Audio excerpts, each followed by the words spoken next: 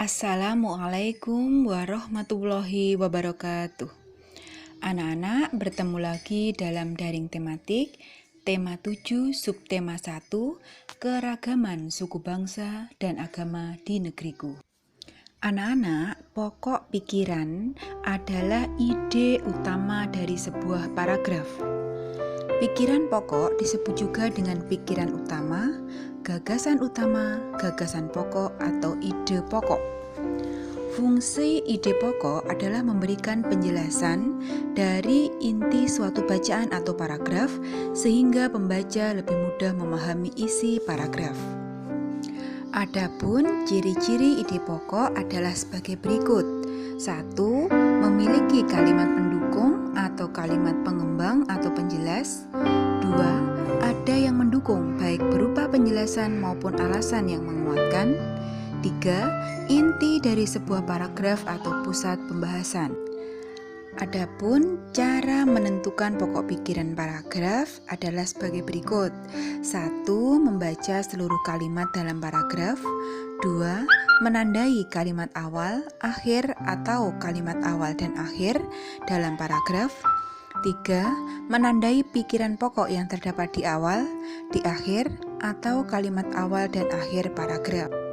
Anak-anak, faktor penyebab keberagaman suku bangsa dan budaya masyarakat yang ada di Indonesia di antara lain: 1. Letak strategis wilayah Indonesia. 2. Kondisi negara kepulauan. 3. Perbedaan kondisi alam. 4. Keadaan transportasi dan komunikasi. 5. Penerimaan masyarakat terhadap perubahan. Anak-anak, Indonesia merupakan salah satu negara kepulauan terbesar di dunia. Ada beragam ras, suku, etnik, dan budaya yang ada di Indonesia. Untuk mengetahui lebih jelas mengenai suku bangsa yang ada di Indonesia, silahkan dilihat tabel berikut. Anak-anak, ada berbagai macam bahasa daerah yang digunakan di Indonesia. Perbedaan bahasa daerah tersebut disebabkan oleh berbagai faktor seperti letak geografis, sejarah Indonesia, dan keterbukaan terhadap budaya atau bahasa luar. Menurut berbagai sumber, bahasa daerah yang ada di Indonesia dikelompokkan sebagai berikut. Silahkan dilihat di tabel.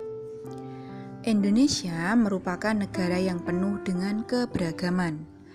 Selain suku bangsa dan bahasa daerah, Indonesia juga memiliki keragaman agama. Pemerintah Republik Indonesia secara resmi hanya mengakui 6 agama, yaitu Islam, Kristen, Katolik, Hindu, Buddha, dan Konghucu. Anak-anak, pokok pikiran ada di setiap paragraf. Pokok pikiran merupakan inti paragraf. Pokok pikiran terdapat dalam kalimat utama.